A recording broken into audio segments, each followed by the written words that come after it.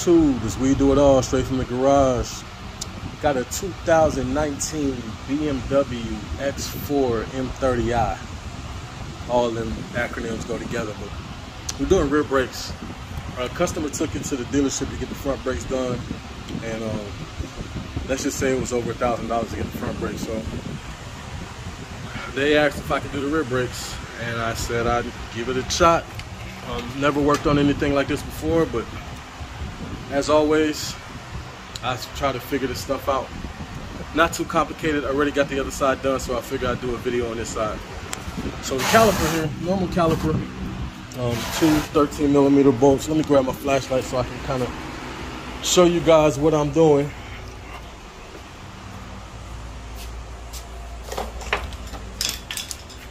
All right. So the thing with these BMWs is it has the parking brake integrated into the caliper. So as you can see back here, this little assembly, that's your parking brake. And so in order to get the piston to retreat, you have to take this parking brake motor off and kind of ease it back clockwise. And then once you do that, you'll be able to compress the piston. But before we get there, of course, tires off. I got two 13mm bolts. I'm gonna go ahead and take those off and I'll be back. So I figured I'd tell y'all, these bolts do have Loctite on them, blue Loctite. I believe that's from the manufacturer because I don't think these have ever been taken off. And they also have a little nut right here.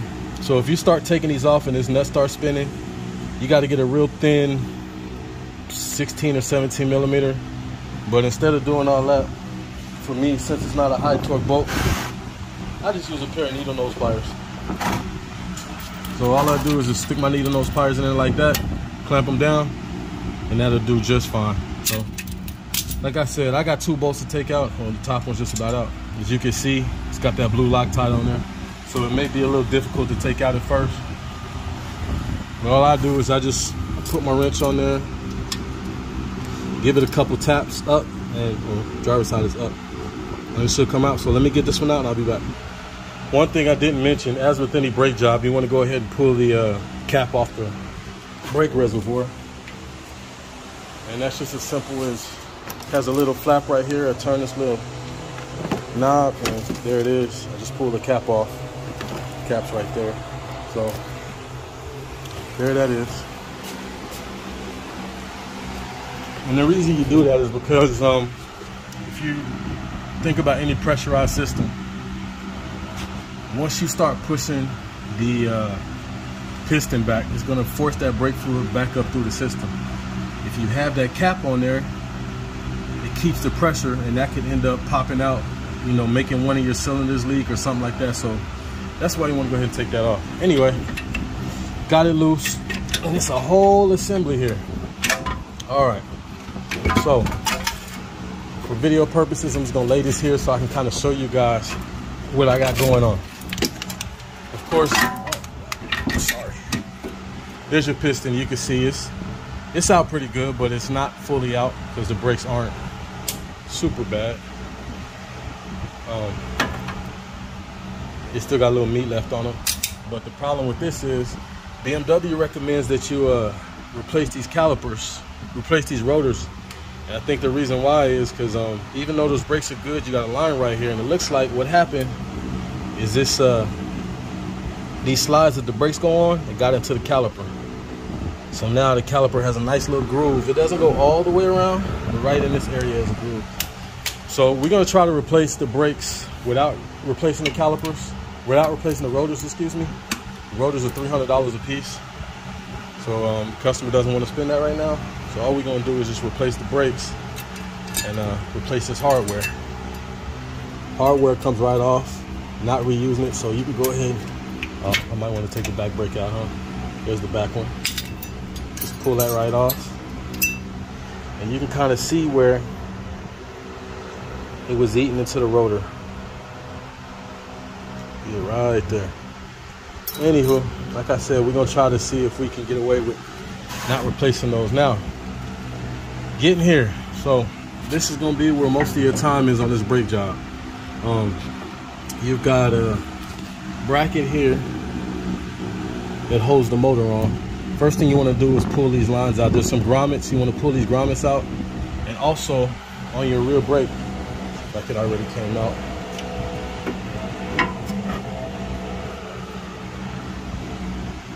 Okay, there's not one on this side. On the other side, there was a brake wear indicator, and it just slipped in this little, well, not this one. It just slips in this little groove right here. So let me get this orientated and I'll be back. All right, so all I've done so far is I took this little grommet out of this holder right here. I just pulled it out. And then you got a push-pull plug back here. So all you're gonna do is push down, pull that out. You can let that sit. Now you can move your caliper around. So we've got 2 bolts. These are, let me tell you the size real quick.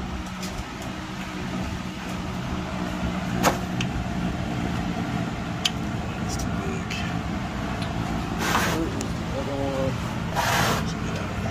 All right, let me go grab the right size now. All right, so it's gonna be a 5mm Allen, and there's 2 of them. There's one on this side, and there's one. Let's see if I can get it. There's one right there. All right, so there's 2 of them. So I'm gonna take those 2 out, and I'll be back. 5mm. All right, so I got those 2 out, and now I can take this bracket off the top of the caliper. So now that bracket's out. And now what you gotta do, and I'm not gonna be able to do this with, I need both of my hands, but this piece up here, you're gonna wiggle it back and forth, and it'll pop off. So this whole piece right here is gonna pop off. So remember, you're gonna wiggle it, and it'll come off. So I'll be back. All right, so as I said, wiggle, and that pops off. So this is the motor that controls your emergency brake, all right? And now that that's off, if you look back here,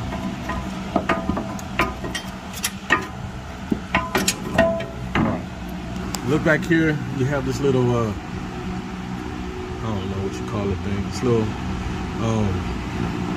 anyway, basically what it does is it controls the piston. You turn it clockwise, it'll pull the piston, what's behind the piston for the emergency brake back in. It doesn't take any special tools to do it. I just use another Allen key. I found one that fit. I think it's this one. Yeah. So I found this 7mm Allen key that fit in there. All I do is stick it in there, and by hand, just spin it. Spin it until it stops. You don't have to have any special tools to do this.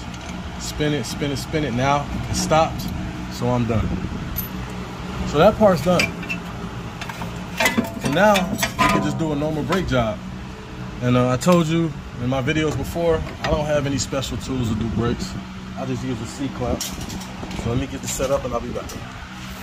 All right, so you can see I got my C-clamp set up, and all I'm doing is I'm just spinning it. Let me see.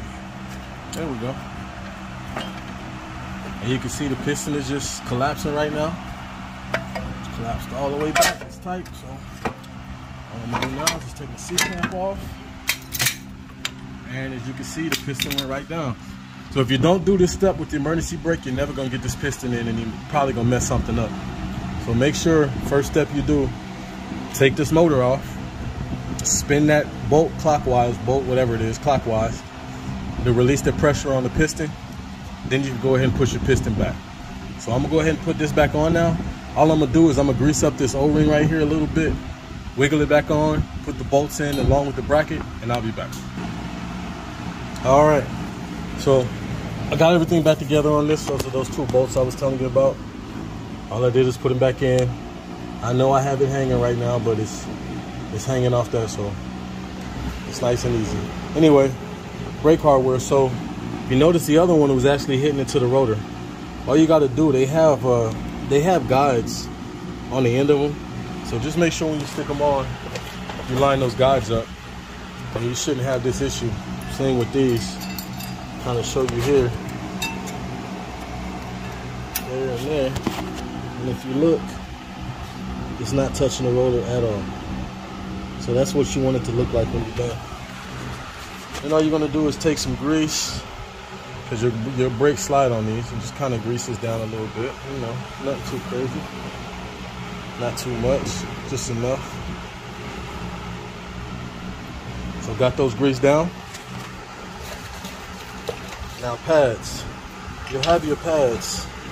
How you want to put your pads in is the pad that has the grooves. See, it has this little groove right there in the middle. This one goes on the back, because that's where your brake sensor goes. There's not a brake sensor on this side, and I'm not sure if there's supposed to be, but there is one on the other side. So I'll go ahead and stick that back in there like that. And that one's in.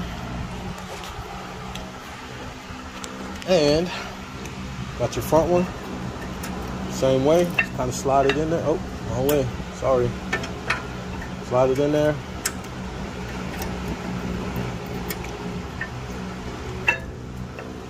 And boom, we got our pads installed. Now we're gonna put some anti-squeak on there. Don't need a whole lot.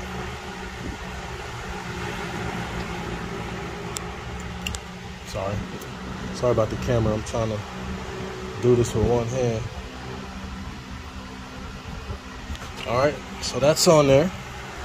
We can go ahead and reinstall our caliper, and we're done. So just wanted to look one more time and make sure I didn't have a brake sensor over here.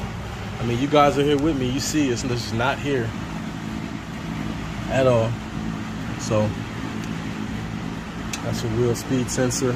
So yeah, if you have the brake sensor, you need to go ahead and click it in here, go through the caliper, and click it in here before you put the caliper on. And then to take it off, you could just use a screwdriver and pry it out. It's pressure fitted, so it'll come right out. Yeah, all we're gonna do now is just stick the caliper back on. I've already greased the slides. Caliper's back on. And then you can go ahead and put your little switch back in. I mean, at this step, it really don't matter if you do it before or after. It just slides in there. You'll hear it click once you push it down, and then this grommet goes right back in here like that. You can put some grease on it to make it easier, but it's not hard. That's back in. So we're gonna reinstall our 2 bolts, and then I'll show you how to prime the brakes after that. So I'll be back. All right, so got everything back in and tightened up. As you can see, a lot of movement in this caliper right now. So what we're gonna do is go ahead and go in the cab and hit the emergency brake button a couple times. And what that's gonna do is it's gonna compress and put the caliper where it needs to be at.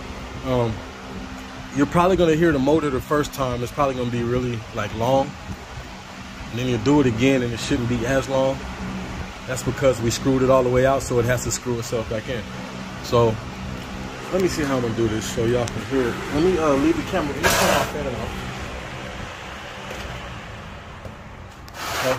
And I'll leave the camera back here. Let me see how I'm gonna set this up for y'all. Okay, I can set it up right here. And I'm gonna go in and hit the switch, and you should be able to hear that brake.